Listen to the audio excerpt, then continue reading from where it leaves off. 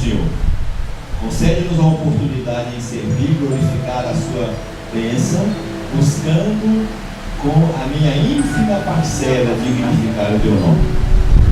Que eu não seja frondosa árvore envelezando a floresta, mas pequeno arvoredo que gere sombra, ou colhe o doce beija-flor depositando o seu ninho de algodão. Que eu não seja caudaloso rio em direção ao mar, mas pequeno regato que ofereça água fresca ao sedento do caminho, que busque encher sua moringa para prosseguir a viagem. Que eu não seja garboso corcel que impressiona aos que observam sua marcha, mas pequeno tamboreto que possa servir ao caminheiro cansado para em breve repouso possa ele seguir o seu caminho. Enfim, Senhor, que pequeno que sou, possa, na grandeza do teu amor, dizer a todos que você existe e que em todas as coisas o teu serviço atende à humanidade, fazendo que a direção seja aquilo que faça, podeis fazer muito mais. Assim, Senhor, continue abençoando-nos, mas não nos deixe parados e que possamos estar sempre a teu serviço no campo do bem.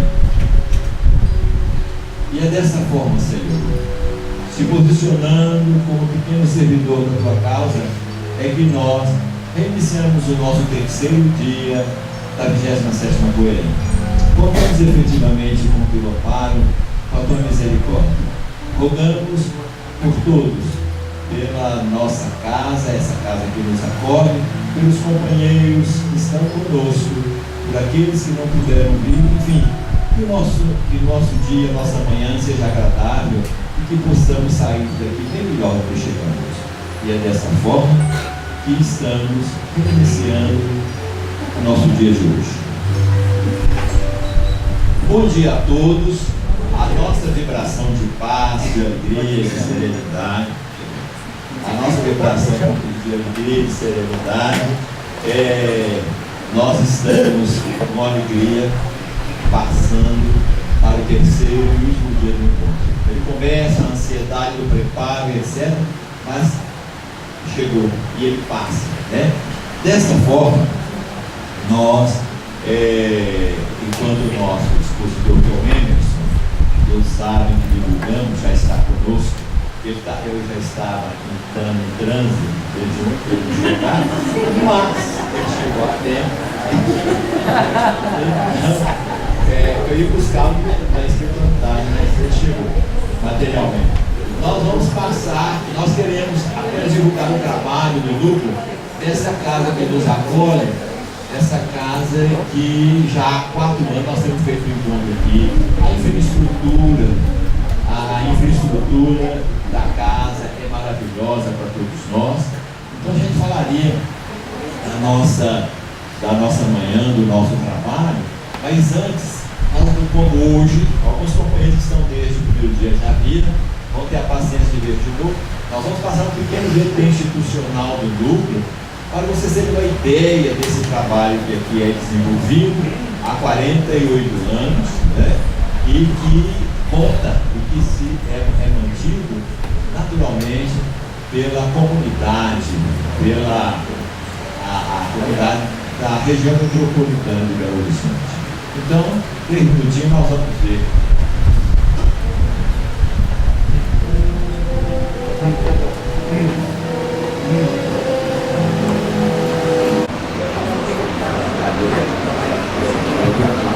Bom dia. Olha só, a maioria já me conhece. Meu nome é Emerson Pedersoli, eu sou do Lafran, do La Fraternidade Maria de Nazaré. Lá é também um abrigo com garotos especiais. Quem tiver a chance de conhecer, a gente marca uma visita. Combinamos? Então, como vocês já nos conhecem, o nosso público nos permite participação. Se alguém se interessar em participar, levanta a mão, pode participar daí, fala alto para que todos escutem e a gente vai fazendo uma interlocução. Se vocês não participarem comigo, não tem problema, que eu falo até 15 horas sem intervalo comercial. Combinado? Então vocês fiquem à vontade. O nosso tema, aliás, vocês receberam aí uma ficha de avaliação. Para o final, eu vou contar para vocês uma história. Vocês vão ficar atentos à avaliação, o que vocês vão escrever no final, depois da minha palestra. Alexandre, no livro Missionários da Luz, alguns vão lembrar disso, para quem leu a obra. Alexandre estava saindo da casa espírita junto com André Luiz.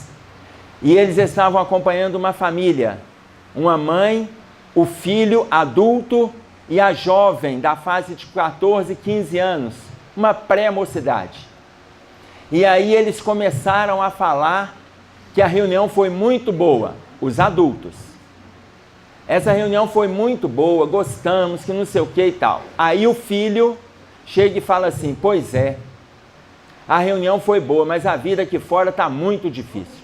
Os nossos problemas são grandes, as dificuldades são assim, começaram a falar dos problemas. Aí a mãe falou assim, é isso mesmo, está tudo muito difícil, os problemas estão acentuados. Alexandre, vendo que quando eles começaram a falar de problemas, os obsessores que estavam aguardando a família sair, se aproximaram, Alexandre colocou a mão na cabeça da jovem, e aí ela começou a falar da reunião, como que foi, a reunião da mocidade, o assunto, o que ela colocou, o otimismo, tudo na reunião. Aí os dois adultos chegaram e falaram assim, pois é, mas você é nova ainda e você não viveu as lutas que a gente já viveu. Quando você crescer, eu quero ver você falar dessa forma. Na hora que falou isso, ela silenciou, Alexandre tirou a mão da cabecinha dela e os obsessores se aproximaram e eles continuaram falando de problemas e eles levaram os obsessores para casa. Cuidado com a avaliação, que olha quem que vocês vão levar para casa depois daqui. Entenderam a história? Cuidado. Então saem daqui falando bem, porque se falar mal, olha bem o que vocês estão levando, hein? Olha lá. Para casa. Então o nosso tema é transição. O nosso tema é a nova geração. O nosso tema é a última parte do livro A Gênese, que é São Chegados os Tempos. Mas quando a gente fala em São Chegados os Tempos, nós basicamente falamos da palavra transição. E aí eu pergunto para vocês, quantos anos demora uma transição?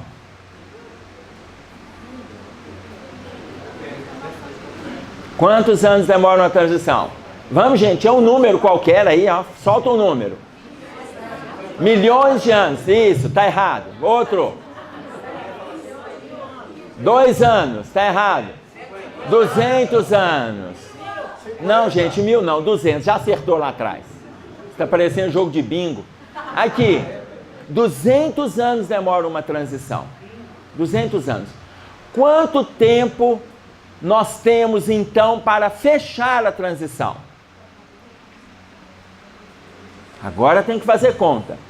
Veja bem, uma transição demora mais ou menos 200 anos. Ela começou por volta do ano 1857. Ela vai se encerrar por volta do ano 2057. Nós estamos aproximadamente 39 anos do encerramento da fase de provas e expiações para entrarmos na regeneração. Aproximadamente. Tá claro? Quem coloca isso para nós é Emmanuel, no livro Plantão de Respostas. O Chico pergunta para ele assim, quando é que nós deveremos entrar no mundo de regeneração? E o Emmanuel responde, por volta do ano 2057.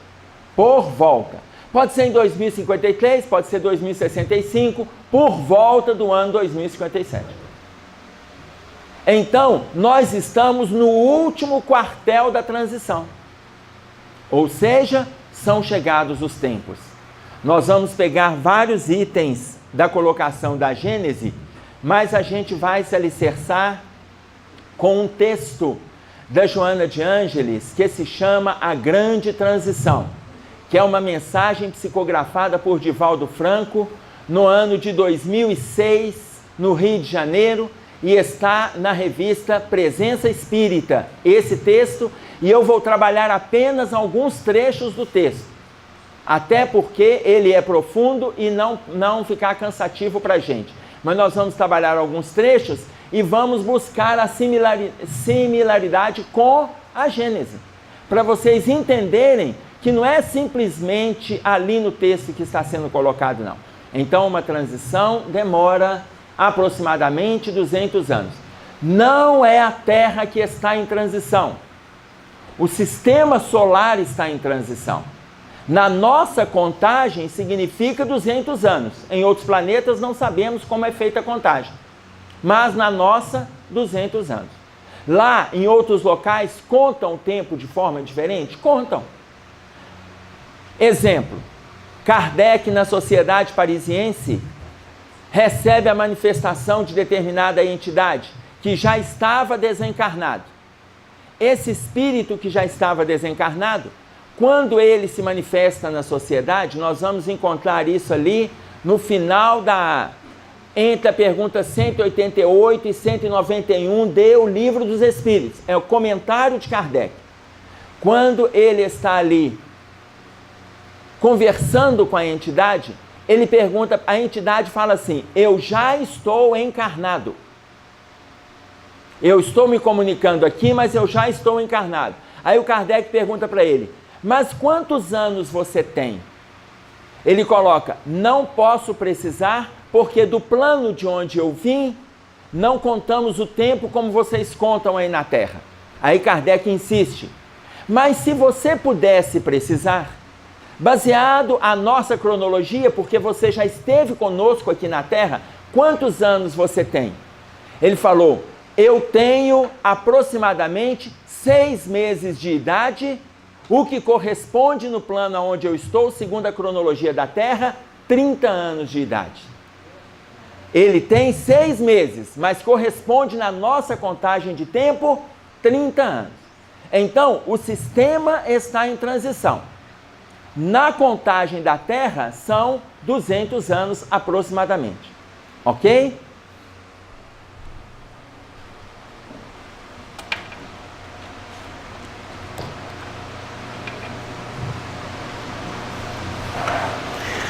Quem me conhece há muito tempo, vocês lembram aquela fase que eu não usava óculos? Bacana, né? O tempo passa, né? Uma beleza. Olha só como que a Joana de Ângeles coloca para nós. Opera-se na Terra a grande transição anunciada pelas Escrituras e confirmada pelo Espiritismo. Porque no último capítulo da Gênese, que fala, são chegados os tempos, está colocando exatamente isso. É exatamente isso. Nas Escrituras já está colocado que nós teremos a transição, já está colocado. Agora, o que fica na nossa cabeça, se todos nós passaremos por ela, quem fica na Terra e quem sai? Vocês têm uma ideia? Imaginem vocês que a Terra tem hoje aproximadamente 7 bilhões e 100 milhões de pessoas. Quantos vocês acham que ficam? Quantos saem? Por alto. Alguém tem uma ideia? 2/3 faz o quê? 2/3 sai. Você tem certeza disso, meu filho? Porque veja bem, quando a gente fala em 2/3, nós estamos falando em aproximadamente 5 bilhões de pessoas que não têm condições de ficar no planeta. Não têm condições. Os que terão condições se resumem no número de aproximadamente 2 bilhões de pessoas. Quem coloca isso para nós é o Dr. Bezerra de Menezes, conversando com o espírito de Jerônimo no livro Herdeiros do Novo Mundo. Ele coloca que aproximadamente 2/3 das criaturas encarnadas não têm condições de continuar no planeta a partir do movimento da regeneração, da entrada na regeneração.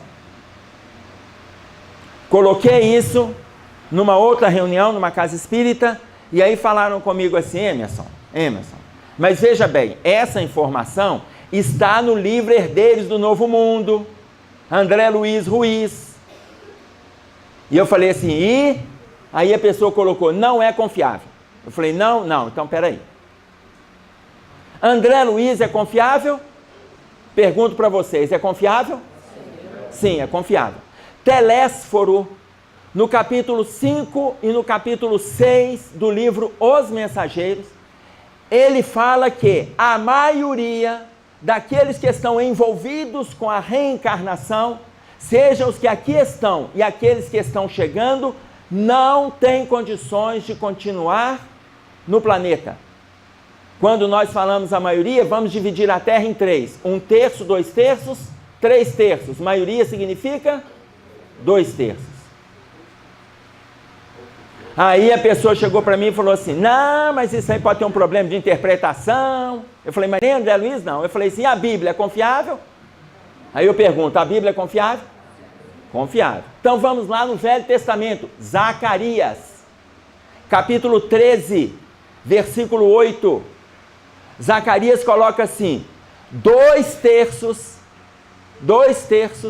serão eliminados. Ele fala no futuro. E apenas 1/3 na terra restará. Ele também fala no futuro. Zacarias veio em torno de 500 anos aproximadamente para mais, antes de Jesus. Por isso que ele não estava falando no tempo dele. 2/3 serão eliminados. E 1/3 apenas restará. Ele falou isso aproximadamente 2.500 a 2.600 anos atrás. Ficou alguma dúvida? Mas para quem ainda está na dúvida, que ainda tem gente que fala assim, mas será? Ainda tem aquele barbudo, você lembra o nome daquele cara? Como é que é o nome dele? Cabeludo, barba grande? Jesus, isso. Jesus fala para a gente da porta estreita. O que ele fala da porta estreita no capítulo 7 de Mateus? Entrai pela porta estreita, porque larga é a porta da perdição, por onde muitos entrarão. No versículo seguinte, eu estou falando do capítulo 13, do capítulo 7, acho que eu anotei aqui, Mateus, capítulo 7, versículo 13 e agora o 14, ele fala assim, raros aqueles que entrarão pela porta estreita. Ele não fala raros, ele fala poucos aqueles que entrarão pela porta estreita. No versículo anterior, ele falou, muitos entrarão pela porta larga, que é a porta da perdição. Tem mais alguém com dúvida? Se retire. Bacana, ninguém levantou, está todo mundo com certeza. Mas veja bem, olha por que é importante a gente estudar. Porque se alguém levanta dúvida, você vai trazendo referências. Não é para ter disputa não, gente, não é nada disso não. É porque a gente precisa da consolidação. É claro que quando eu li isso lá em Bezerra de Menezes, quando eu li no Herdeiros do Novo Mundo, eu tive que fazer associações para as informações não ficarem perdidas. Não quer dizer que a informação é mentirosa, não é nada disso, mas esse é o nosso papel. Esse é o nosso papel. Quando Jesus nos propõe em João, no capítulo 4, provai se os espíritos são de Deus, ele está colocando o quê? Estude, se mantenha vigilante, fique atento às informações que estão chegando, é isso.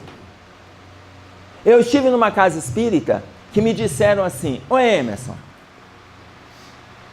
mas olha só, foi falado para nós que Hitler hoje já está trabalhando, e ele já está trabalhando nas legiões de Francisco de Assis, promovendo o bem-estar na terra, que não sei o que e tal. Eu falei, quem falou?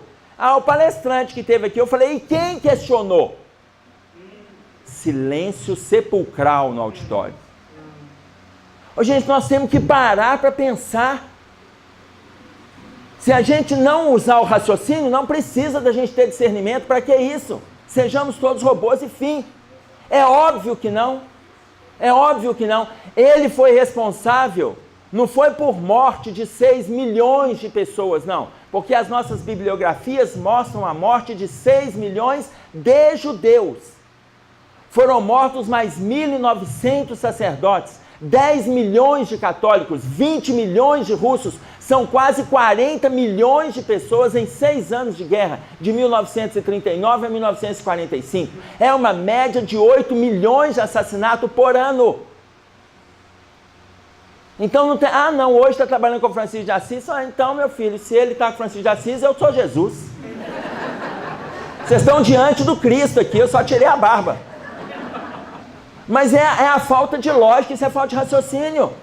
Aí vem o Divaldo Franco colocando para nós.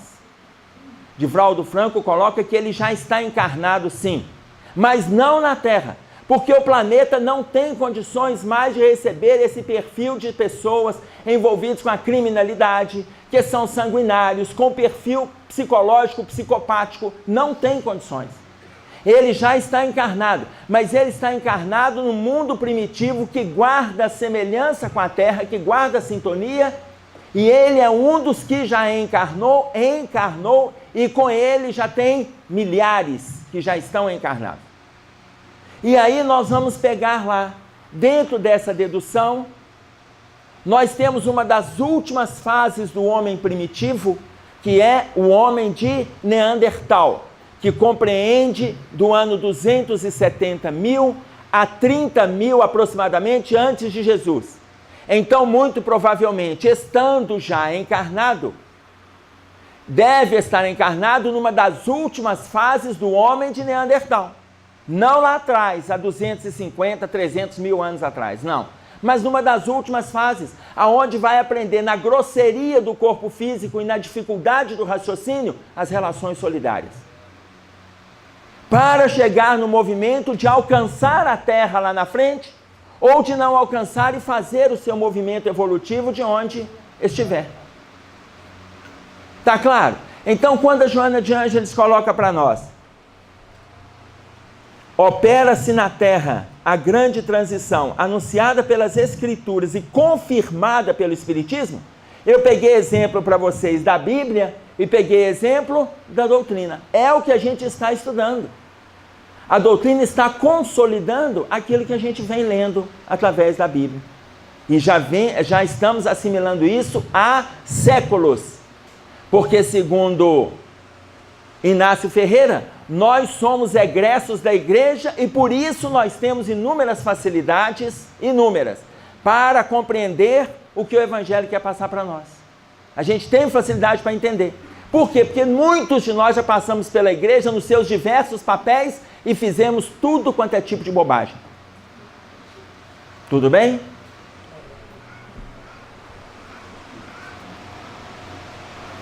E aí, olha só.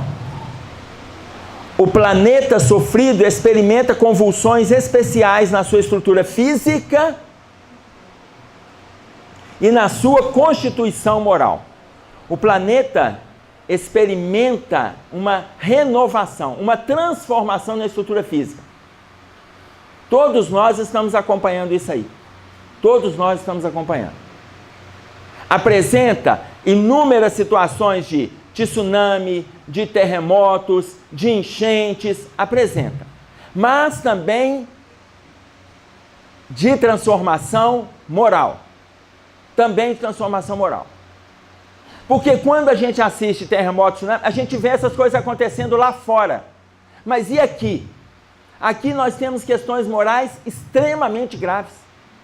Porque se a gente for olhar a estrutura do nosso país, ele não tem nem predisposição para apresentar as catástrofes que acontecem lá fora.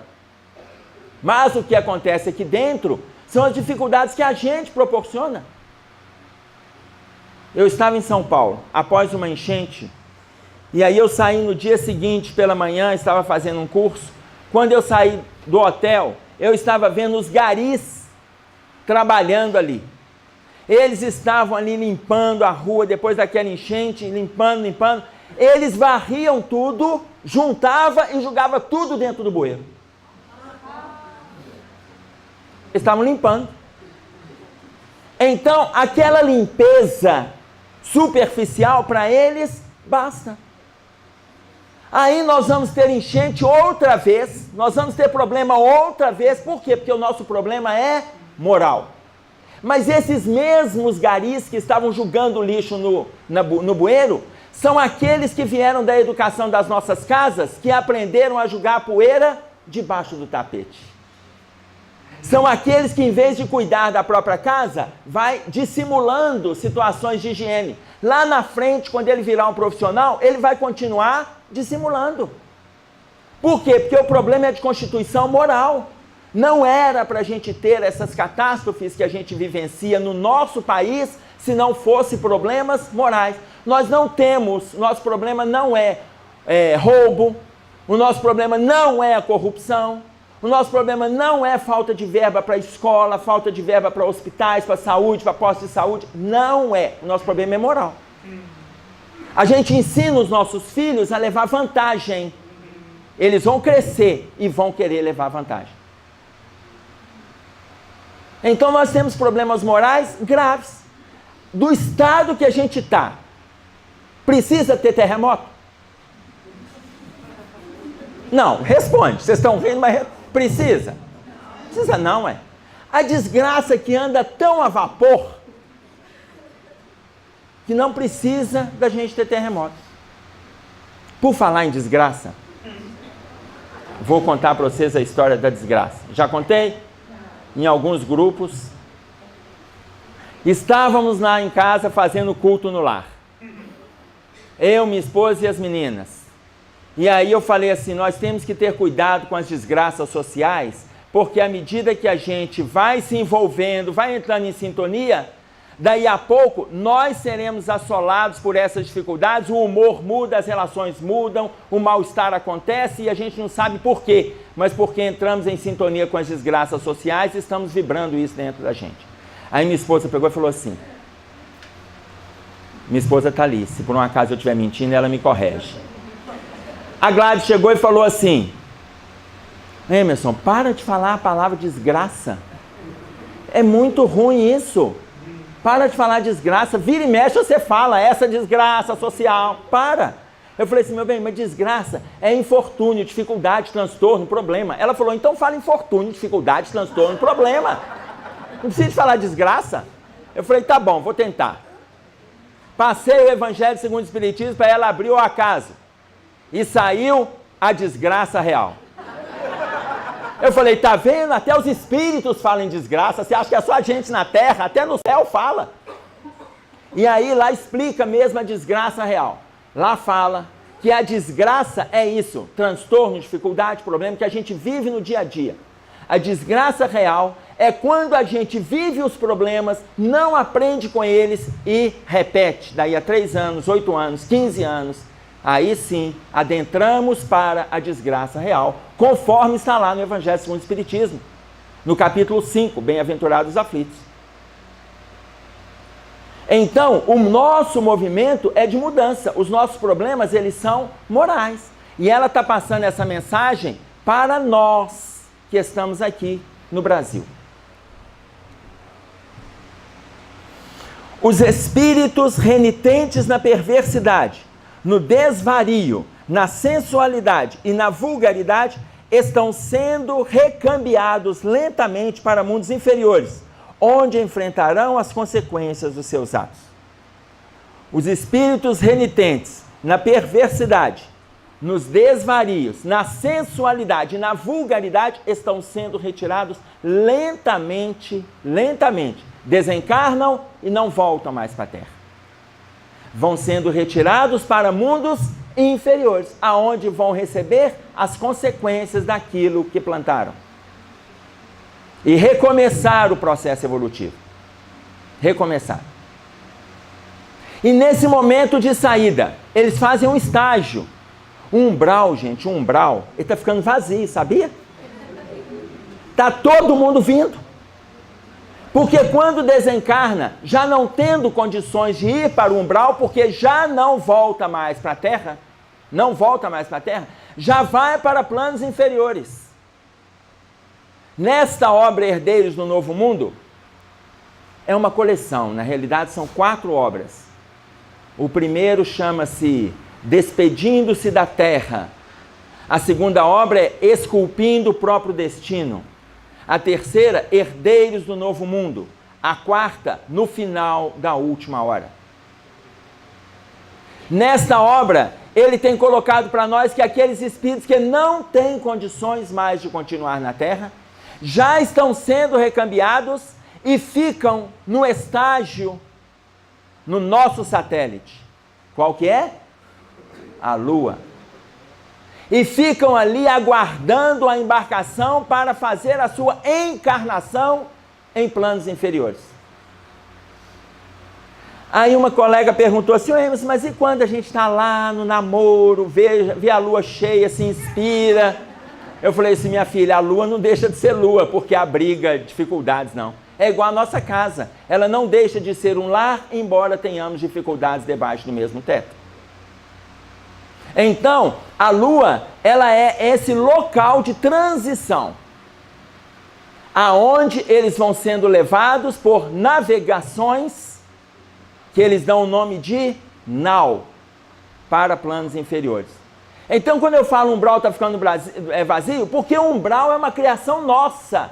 Se a Terra está saindo de provas e expiações para regeneração, futuramente o umbral, para quem lê o livro Cidade no Além, que são comentários a respeito do livro Nosso Lar, ele coloca que o umbral circunda o planeta Terra.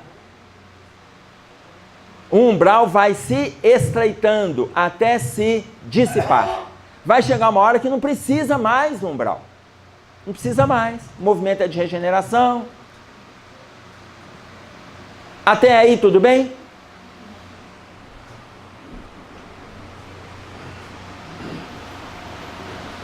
Por outro lado, aqueles que permaneceram nas regiões inferiores estão sendo trazidos à reencarnação de modo a desfrutarem da oportunidade de trabalho e de aprendizado, modificando hábitos infelizes a que têm se submetido.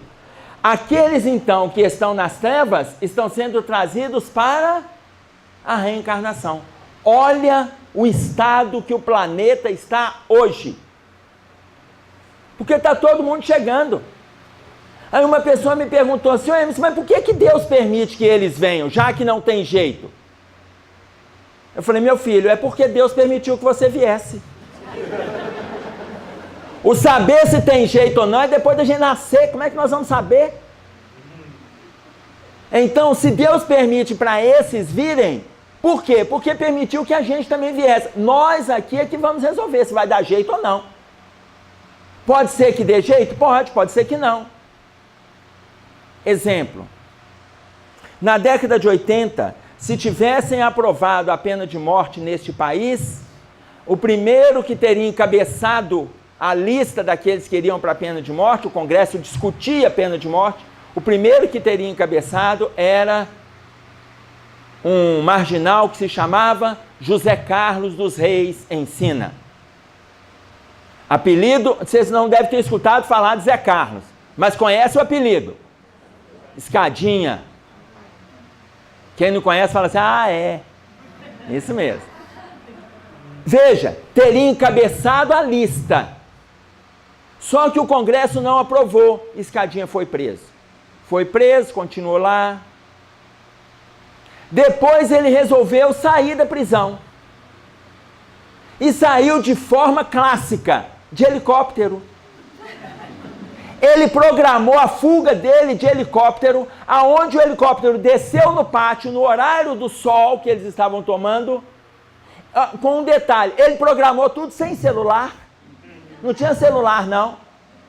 Ele programou, o helicóptero desce no pátio, ele corre até o helicóptero, antes do helicóptero pousar, ele salta dentro do helicóptero, os seguranças do presídio não entenderam o que estava acontecendo, não deram nenhum tiro, porque não entenderam. E ele saiu do presídio. Depois ele foi preso de novo. Foi preso e lá dentro ele resolveu fazer uma outra mudança moral. Em vez de ele ficar planejando a fuga, ele começou a trabalhar lá dentro. Começou a lavar banheiro, limpar as celas, limpar o pátio, ir para a cozinha, fazer almoço, lavar roupa, e foi diminuindo o tempo de pena. Quando ele teve condições de sair, Ele começou a sair 8 da manhã, ganhou a liberdade para sair 8 da manhã e voltar às 18 horas, todos os dias. E ganhar a vida do lado de fora, no Rio de Janeiro. E aí, quando ele saiu, ele montou uma associação para abrigar, para discutir com o governo as tarifas de táxi. Ele montou uma associação para discutir as tarifas, para discutir a porcentagem de desconto que os taxistas teriam com o governo, para discutir itinerário. Ele montou uma associação. Quando essa associação estava estável, ele montou um abrigo para receber crianças abandonadas vítimas do crime. E aí, no ano de 2004, ele saía da prisão todos os dias, às 8, voltava às 18. Meio horário ele ficava na associação, outro meio horário ele ficava na instituição, doando o trabalho dele com os meninos que ali chegavam. Ele desencarnou em 2004, assassinado por um daqueles que não concordaram com a mudança de postura dele. Quando ele desencarna, haviam 150 taxistas associados e haviam 85 crianças internas no abrigo que ele criou. Mudou? Mudou. Na própria encarnação, ele mudou. Tá claro? Então, se tem espíritos que estão chegando aqui e estão assolando as nossas escolas, agravando as nossas relações familiares, agravando as relações sociais, eles estão recebendo as mesmas oportunidades que nós estamos recebendo. As mesmas. Poderão utilizar bem, poderão utilizar mal.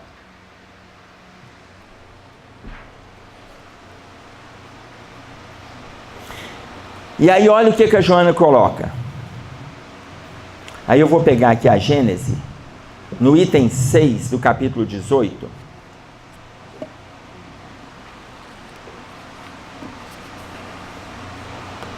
Está escrito assim: a geração futura, o capítulo 18, que são chegados os tempos. Olha o que Kardec traz. A geração futura, desembaraçada das escórias do velho mundo e formada de elementos depurados, se achará possuída de ideias e de sentimentos muito diversos dos da geração presente, que se vai passo a passo de gigante. Então a geração futura, aqueles que estão chegando, já estão fazendo movimentos diferentes. Já estão fazendo movimentos diferentes. Aí a Joana coloca assim: espíritos nobres que conseguiram superar os impedimentos que os retinham na retaguarda, estão chegando a fim de promoverem o bem e alargar os horizontes da felicidade na Terra. Espíritos nobres estão chegando. Vocês fazem ideia de quantos espíritos nobres estão chegando? Joana de Ângeles coloca assim: até 2025, nós teremos aproximadamente 200 mil espíritos em perfil angelical encarnados. Ou seja, aqueles que não acreditam que vai acontecer a transição, no estado que a Terra está, como é que pode, não tem jeito, etc., até 2025, 200 mil espíritos em perfil angelical estão encarnando. Tanto na área da ciência, como na área da tecnologia, como na área das artes, na área da espiritualidade, estão todos chegando até 2025. Ô Emerson, mas esses 2/3, eles vão sair... Então, mas tem que acontecer uma catástrofe muito grande para morrer 5 bilhões de pessoas. Não é assim que funciona, né?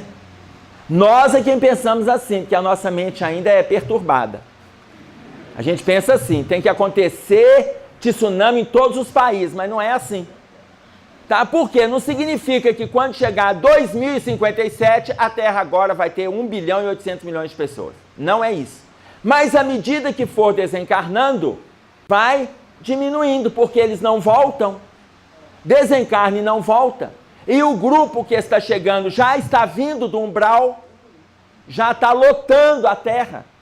Então, quando aparecem aquelas previsões, quando chegar em 2030, nós teremos 10 bilhões de pessoas. Quando chegar em 2080, nós teremos 15 bilhões de pessoas. Isso é para a ciência, que esqueceu de ler a Gênesis. A hora que eles lerem, eles vão ver que não vai acontecer isso. Tá claro? Por quê? Porque estão saindo. Ah, mas estão vindo outros? Estão. Mas o movimento é de transição. Aqueles que estiverem chegando vai ter que acompanhar o movimento de regeneração. E não vir para fazer da terra movimento de prova e expiação. Por isso a Joana coloca 200 mil espíritos em perfil angelical. Imaginem vocês uma Madre Teresa de Calcutá na Índia. Imagina um Chico Xavier no Brasil. Imaginem 200 mil espíritos em perfil angelical no mundo. Teremos ou não teremos a regeneração? Teremos. Se duas pessoas mudaram as suas nações, milhões de pessoas no perfil moral, imaginem 200 mil do perfil desses dois. Tudo bem? Ou seja, o que ela coloca para a gente é uma confirmação daquilo que está na Gênese. E aí nós vamos ver que existe um perfil chegando, que são aqueles que a ciência chama de índigo e cristal. Esse que a ciência denomina índigo... Bom, primeiro, uma casa espírita me chamou para falar a respeito da criança índigo e a criança cristal. Se eu poderia levar esse tema lá, eu falei que poderia. Comecei a estudar o tema e tal. Faltando uma semana para essa palestra, eles me ligaram e falaram assim: a direção da casa pediu para não falar sobre isso, porque índigo e cristal, isso é coisa da ciência, isso não existe e tal, que não é para falar disso. E aí eles falaram que, como está em cima da hora, se você poderia sugerir um tema. Eu falei: posso. Por que eles não querem mesmo? Ah, porque isso é coisa da ciência, a ciência que inventando moda. Eu falei: ah, tá certo então. Então é para eu falar outro tema, eu posso sugerir? Pode. Então tá, eu vou falar sobre um tema que se chama a nova geração. Aí eles aceitaram. E aí estava todo mundo lá. Quando eu cheguei, estava todo mundo lá sentado na mesa. E eu olhei para eles e eu falei: vocês vão ver, cambada. Quem que é índigo e cristal? Por quê? Porque aqui na Gênese, ele vai colocar para nós no item 28. 28. Neste item, a nova geração. Ele coloca para nós: a nova geração se distingue pela inteligência e razão geralmente precoces, junto ao sentimento inato do bem, e avança espiritualizadamente. Avança também nas crenças espiritualistas. Não se comporá exclusivamente de espíritos eminentemente superiores. Não é isso. Espíritos eminentemente superiores. Mas vão se distinguir dos espíritos atrasados, aqueles que promovem revolta contra Deus. Então vocês imaginem. Vamos pegar então esse perfil índigo e cristal. Quem é o índigo? O índigo é aquele que a ciência identificou que tem uma aura azulínea e apresenta uma intelectualidade que se destaca em relação ao seu grupo. Quem é o cristal? É aquele que apresenta uma aura cristalina e apresenta um destaque no seu grupo em espiritualidade. O cristal está mais espiritualizado do que o índigo. O índigo está mais intelectualizado do que o cristal. Mas os dois são intelectualizados e espiritualizados se comparar conosco. E aí, uma mãe chegou para mim e falou assim: ô Emerson, você conhece a gente, né? Um casal espírita. Eles estavam se casando e falaram assim: ô Emerson, já que está vindo 200 mil espíritos e tal, você conhece a gente, você acha que assim, Meimei, Maria Dolores, pode reencarnar na nossa casa? Eu falei: já que eu conheço vocês, não. E eu conheço bem, não. Lá não. Em outro lugar, lá não. Mas tem pais, por exemplo, que o filho... Você acredita que meu filho, com 1 ano e meio, ele já pega o meu celular e ele fica lá, ó. E os pais acham que o menino é intelectualizado. Eu falei, isso não é nada. Ah, mas por que não? Eu falei, porque é a única coisa que você faz, minha filha. Você fica em casa com o raio do telefone, ele não sai de você, toda hora o menininho está vendo, com 1 ano e meio. Ele está vendo. Colocou o aparelho dele, ele... É a única coisa que ele sabe. Aí um menino de 4 anos chegou para a mãe e falou assim, mãe, nossa televisão estragou. E aí ela falou assim com ele, não, meu filho, não estragou. Estragou, mamãe, aqui não está passando, estragou. Meu filho, a televisão é nova. Ela saiu de lá da cozinha, foi na sala. Mãe, olha aqui, olha, a televisão estragou aqui, ó. E ele passando a mão na televisão. Ô, mãe, não aparece nada aqui, ó. Eu falei, meu filho, porque a televisão é diferente daquele aparelhinho. Por quê? Porque tem 4 anos, mas quando tá com 1 ano e meio, 2 e está passando, a gente acha que já está destacando em intelectualidade. Porque a gente gostaria de ter filhos assim. Na nossa cabeça, a gente gostaria na primeira instância, a hora que vê o tamanho dos problemas, aí a gente já vai mudar. Só que o problema já chegou. Ele já está conosco. Tá claro? Então essas crianças estão chegando, só que Kardec, 1860 e poucos, ele não poderia falar índigo e cristal. Ele não poderia falar.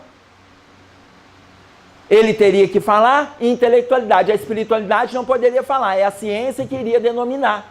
Há 2000 anos atrás, Jesus chega e fala, Lázaro, vem. Todo mundo começa a rir. Mestre, ele está morto. Tem 4 dias que ele está morto. Ele olha para todo mundo e fala, Lázaro, vem. Marta e Maria, que estavam ao lado dele, se assustam. Quando Lázaro aparece na porta ali do túmulo, todo envolvido em panos, vivo, depois de 4 dias que ele estava ali. Então, para a ciência, isso tem uma explicação, mas na época não tinha. Então a igreja colocou que isso era milagre. Ele entra na casa de Jairo, e todos lá estavam em volta, porque a menina estava morta. Ele pega a garota, coloca no ombro e fala com Jairo, ela não está morta, meu amigo, ela apenas dorme. Quando ele chega ao lado dela e fala, Talita cumi, ou seja, menina, levanta-te. E aí ela senta na cama, ele a coloca no ombro e sai com ela no colo. Para a ciência, para a igreja, milagre. Hoje, como é que Jesus ia falar 2000 anos atrás? Gente, olha, isso não é um milagre. Eu estou pensando em Jesus explicando, né? Hoje em dia isso não é um milagre. Daqui a um tempo, os cientistas, os médicos vão descobrir que isso é um fenômeno que se chama catalepsia. Mas vocês também vão descobrir esse nome daqui a 1700 anos, 1900 anos, combinado? Jesus podia falar isso? Não, porque ele ia inaugurar o hospital psiquiátrico na Terra. Eles iriam interná-lo. Então ele não podia falar, mas ele sabia que isso iria acontecer. Hoje, isso não ocorre mais. Na década de 70, nós ainda tivemos aquele episódio do Sérgio Cardoso, que foi enterrado vivo no processo cataléptico. Quando foram fazer a exumação, o caixão estava arranhado. Quando ele despertou no caixão, ele deu soco, ele arranhou e depois ele morre por asfixia. Eu estava lá na divisa de Minas com Bahia, e aí a gente comentando alguns pontos ali da doutrina espírita, e nos disseram de um episódio que aconteceu. Essa pessoa é de Alagoas e ele estava ali conosco no movimento. E aí ele colocou o episódio que aconteceu em Anadias, interior de Alagoas. Que uma pessoa estava morta, fizeram o velório, foi enterrado, mas na cidade de Anadias tinha um ladrão. E esse ladrão sabia que aquele cadáver, ele tinha vários dentes de ouro na boca. Entre meia-noite e 1h da manhã já tinha acontecido o enterro, ele entra no cemitério. Ele entra no cemitério e ele começa a cavar e tal. Na hora que ele tira o caixão e abre o caixão, o morto pula para cima dele, ele cai no bolo de terra, e aí o morto pergunta, como é que você sabia que eu estava vivo? Como é que você sabia? E aí o ladrão olhando para ele falou assim, eu escutei uma voz. Mas, queira ou não, aquele ladrão salvou aquele morto lá por causa dos dentes de ouro. Porque se não fosse os dentes de ouro, morreria.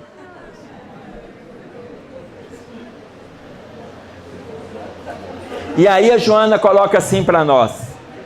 Missionários do amor e da caridade, missionários do amor e da caridade, procedentes de outras esferas, estão se revestindo da indumentária carnal para tornar essa fase da luta iluminativa mais amena. Missionários de outras esferas. Olha o que a Gênese coloca para nós.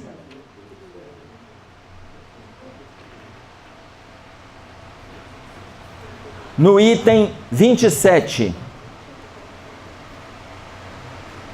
Para que na terra sejam felizes os homens, é preciso que somente povoem espíritos bons. Por isso é que a gente está colocando que os que saírem e não acompanhar o movimento de mudança de bondade, não voltam. Porque já está na Gênese. Apenas espíritos bons, encarnados e desencarnados, que somente ao bem estão se dedicando. Havendo chegado o tempo, grande emigração se verifica daqueles que a habitam. Aqueles que praticam o mal pelo mal, ainda não tocados pelo sentimento do bem, os quais, já não sendo dignos do planeta transformado, serão excluídos. Então, quando fala missionários do amor e da caridade que estão chegando, veja, aqueles que estão envolvidos com o mal pelo mal, sairão. Não tem como ficar mais no planeta. Não tem jeito de acompanhar. Mas estão chegando outros. No livro No Final da Última Hora, que é a continuação deste Herdeiros do Novo Mundo, nós temos casa espírita lá, que espíritos estão se manifestando de outras regiões. Outras regiões. Aí eles falam, transmissão de pensamento, e os médiums, eles separaram 2 médiums que estão em perfeita sintonia nesta reunião, fizeram a reunião isolada, para entender a comunicação. 2 médiuns de escola, como coloca para nós o Evangelho segundo o Espiritismo, que diferencia daquele perfil normal do trabalho da reunião mediúnica, para identificar o que esses espíritos estão querendo dizer. E esses espíritos estão se posicionando e eles colocaram que eles não estão vinculados à Terra, eles são de um outro sistema que se chama Antares. E aí a coordenação perguntou quanto tempo Antares está distante da Terra. E eles falaram 600 anos. 600 anos. Na nossa contagem, não é 600 anos-luz. Porque 600 anos-luz seria a velocidade da luz. 300 mil quilômetros por segundo. Não é 600 anos-luz. Tanto que eles falaram, estamos a 600 anos de distância da Terra, na contagem do tempo de vocês, se saíssem da Terra na velocidade que vocês têm, no máximo da velocidade. Aí, ele coloca, tanto que o instrumento para nós chegarmos até a Terra, ele é circular.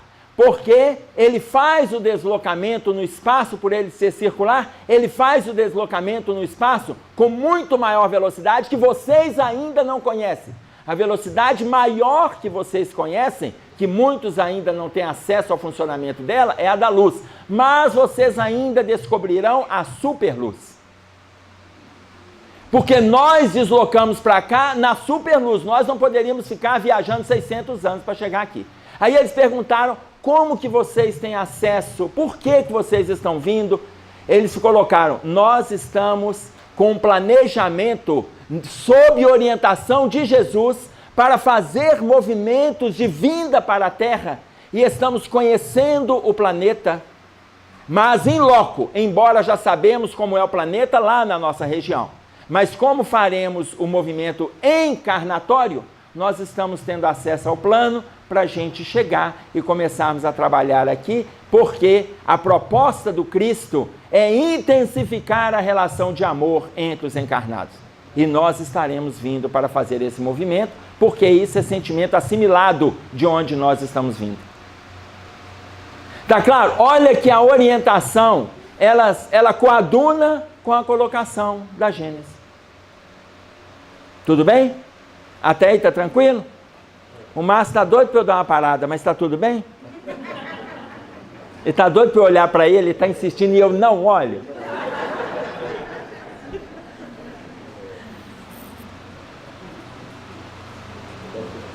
Olha só a colocação que a Joana traz. Esfacelam-se os lares. Olha o que está acontecendo hoje no planeta. Esfacelam-se os lares. Desorganizam-se os relacionamentos afetivos. Desestruturam-se as instituições. E as oficinas de trabalho convertem-se em áreas de competição desleal. Tudo isso está acontecendo ou não? Tudo isso está acontecendo. Esfacelam-se os lares, desorganizam-se os relacionamentos afetivos, desestruturam-se as instituições e as oficinas de trabalho se apresentam em áreas de competição desleal. Mas isso tudo está acontecendo, gente. Vamos voltar então agora para dentro da nossa casa. Porque, veja, muitos espíritos podem vir já aprimorados e nascem debaixo do mesmo teto. Mas nós temos que parar de achar que o filho fez um negocinho diferente, já é mais intelectualizado que a outra faixa. Nós temos que parar de achar que o nosso filho é mais. Nós temos que parar com isso. Tem filhos que estão com problemas graves de comportamento e a gente está achando que ele é superdotado. Tem filho que não tem educação e a gente acha que ele tem transtorno e déficit de atenção. Mas na hora de dar educação, os pais não deram. Aí fala que ele tem TDAH. Ah, ele é hiperativo. Ele é grosso. À medida que você vai conhecendo o perfil personal e você vai identificando com a literatura, você vê que ele não tem transtorno, não. Quando você começa a ver os pais, mas os pais também não têm educação. Os pais passam a mão na cabeça. Eu estava numa escola e aí a pessoa me contaram um fato que tinha acontecido lá. A pessoa chegou, a orientadora, a supervisora estava passando na porta da sala e uma aluna xingou a professora com um palavrão. Só que a supervisora que estava no corredor viu. Na hora que viu, antes que a professora reagisse, ela já chamou. Fulana, vem aqui. Já conhecia a aluna. A aluna chegou perto dela, falou, vem aqui comigo. Levou a aluna até a cantina. Pegou um pouco de sabão em pó, fez espuma e lavou a boca da menina. A menina chegou em casa, contou para a avó, que ela mora com a avó. Contou para a avó foi lá na Secretaria de Educação, porque no interior você tem esse acesso fácil, falou com a assessora que chegou na secretaria, a secretaria mandou chamar a supervisora e exonerou a supervisora que era concursada, que lavou a boca da menina. Me contaram, eu falei assim, tudo bem. E o que fizeram com a menina que agrediu a professora? Nada. Emerson, mas já lavaram a boca dela. Eu falei, quem lavou a boca dela foi expulso do sistema. Lavar a boca com sabão em pó, isso está errado. Mas o que fizeram com a menina? Nada. Ou seja, falta a educação de todo o sistema. Os pais estão transferindo para as escolas educarem os seus filhos. Aí as escolas não têm a função de educar filho de ninguém. Mas os pais não estão dando conta de educar em casa. A escola, ela é coadjuvante, ela é coparticipante, mas não é responsável. Responsáveis são os pais. Ah, mas os pais têm que trabalhar, têm que fazer isso, têm que fazer aquilo. Então, começa pela colocação que a Joana de Ângeles fez. Esfacelam-se os lares. Nós vamos parar aqui, né? Porque senão ele vai ter um troço ali e eu não serei o responsável por isso. Na segunda parte, a gente vai dar continuidade a partir daí.